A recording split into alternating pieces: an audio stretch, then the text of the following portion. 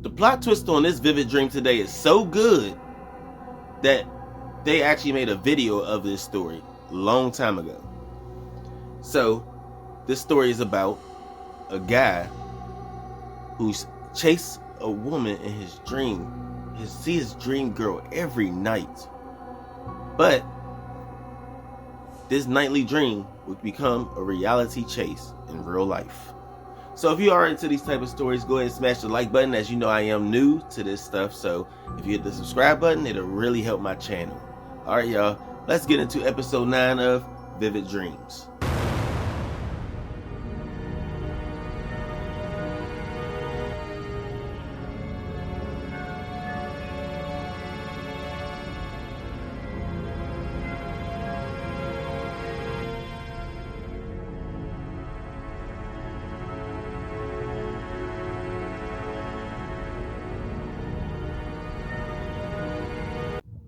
In 1984, Steven was one of those geeky type guys, kind of had that nerdy look, really didn't get it good with the women in his past or nothing like that, so he was always afraid to talk to females. But every night he'd go to sleep, he'd have a dream about talking to this dream girl. It was a blonde and she was beautiful, and he would always talk to her. He'll pull up and give her a ride from a bus stop to some house that was in his dream.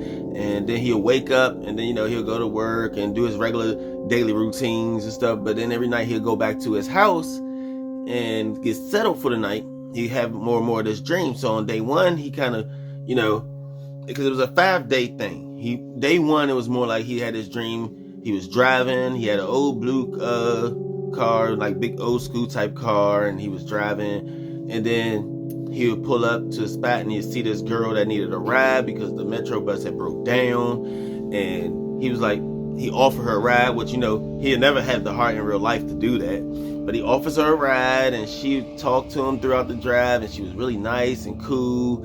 And then of course, like always, he'll get to her house and then she'll say bye, and he was never afraid to talk. He didn't, he punk out and then he don't talk to her. That went on for a couple of days. Then on like the second to the last day, he had like the same dream, and he'll pick her up and stuff. And this round she'll say, I'm sorry, I didn't get to get your name.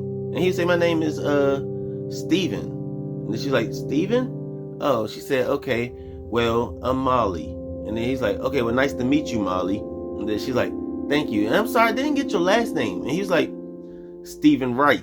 And then she was like, oh, so you're the Mr. Wright I've been looking for my entire life. And then, of course, like always, he'll drop her off, and then he'll wake up because in his dream, he was also still the same guy. So, of course, he was always scared to talk to her. But in his dream, he also knew, like, the places he was driving and stuff like that, but he just couldn't really pinpoint that house. He know how it looked and everything, but for some reason, that one day evening, he got the courage to get up and said, you know what? Just to be funny, I'm actually gonna take that driving route, because just to see if maybe it was a girl at the bus stop or something, or maybe it's like, maybe it's my calling or something. So he was talking to his coworker at the time. His coworker was like, come on, man. I mean, think about it. He's like, you had the same dream about a girl all this time. Maybe you should really just look into it and see what comes out of it. So Steven would leave work that day and take the same route that he always take in his dream to go home, to see when he passed that bus stop, maybe this girl will be standing at the bus stop and, everything in his dream would come true. But when he put up beside that bus stop, there was no girl and nothing. And he's like, why did I even do this? This is dumb. This was not smart. It's a dream. Why am I even chasing a dream? And I know I shouldn't be. This girl doesn't even exist. I just feel, crazy. Why did I listen to my coworker? So he left and he went home. But this round when he had the dream that night, it was the same girl, Molly, would get in the car and she would talk to him. This round she'd tell him a little more details, like, after I leave, I normally go home and feed my little sister. I got to make lunch for her by a certain time. So I really appreciate that you give me these rides and I don't have to wait on that bus anymore.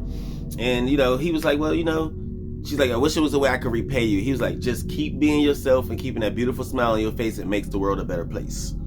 And she would get out the car and she would look back at him and he'll look at her, and you could tell she waiting for him to say something, but as always, he cops out and he didn't say anything. But this round in his dream, he actually was able to see the address of the house. So he went back to work the next day, and this guy gave him shit and made fun of him because there was no girl at the bus stop. And he was like, well, you know, it still was worth a try because you never know. And he said, but I mean, you only did it once. Why don't you just try it again? And he's like, no, I'm not going to let myself look dumb again. But he was still having that dream, and when he got off work, he just couldn't help it. So he took that drive and he went through there, and he looked at the bus stop, and once again, there was no one there. But for some reason, since he had this address in his head now, he wound up this carriage, and he was just like, I came too far. I have to go to this house. So he did. He drove to the house in his dream, and he got out of there. He walked up to the front door, and then he knocked on it. And right after he knocked on the door, some young girl will answer the door, a blonde that looks kind of similar to how Molly looked. And she'd say, how you doing? I'm Terry. And he would say, you must be Molly's sister. And then he's like, or related to Molly in some type of way. And then she's like, yeah, I am. I'm her sister. Come on in. And she let him in the house, and she said, make yourself at home. I got to take a phone call, and I'll be right back. So she went over to get the phone, and while she was getting the phone, Steven would walk around the living room looking at pictures and stuff, family pictures and stuff, and he would see pictures of Molly in the photos because, you know, he was like, she looked so beautiful. It's like you could just, you know, when you see her, she had the look of a model to him, you know? And he's like, I could definitely identify her. But in some pictures, it was her, and it was another younger girl, and I'm assuming that's the sister that maybe she had to come feed, you know, and stuff, have to make lunch for her. He said, because this sister right here is a little older. She's like close to Molly's age. And Molly would come back over from putting down the phone, and she'd say, hey, she's like, so you friends of Molly? And he said, yeah, I'm friends of Molly. You know, just kind of bumped into her a lot and stuff. Just making small talk, because now he like, okay, Molly does exist in my dream, which is, you know, he's like, but yeah. He's like, she's so beautiful in these pictures. And she's like, yeah, that's my favorite one right there of the both of us. And she pointed at this picture. And he looked at her and he's like, hold on, you're the young girl in this picture? And she said, mm-hmm, that was me and that was Molly. She's like, I love those days. She really taught me how to ride a bike. Wait, what? I'm lost, you know? And she looked back at him and she said, oh, well, that picture was taken about 8 years before the accident. Then his face sunk. He's like, accident? What accident? And she would say, well, right before Molly got in a bad car accident and she died 8 years ago. Right there, he knew it. He was like, I'm dreaming of riding around with a girl that doesn't even exist because she passed away and she was in my dream. And he didn't want to tell her that, but it really threw him off, so he kind of played it off and just went normal. She's like, can I get you something to drink? Have a seat on the couch. And she did. She went and got him some tea, and then they sat down, and he's still trying to wrap his head around, like, what was that about then? So Terry died in the accident. And she said, mm-hmm. But, you know, it was a long time ago, and I'm really over it and stuff. And by the way, I didn't get your name. And he said, Steven. She's like, oh, nice to meet you, Steven. She's like, Steven what? And she's Steven Wright. And she said, you know what? Right before my sister passed in the hospital, she told me, don't worry, because I'll send Mr. Wright to come look after you. Right there, he told her everything that has happened in his dreams. And a year to that date that he told her everything, them two would get married. And they will also live happily ever after.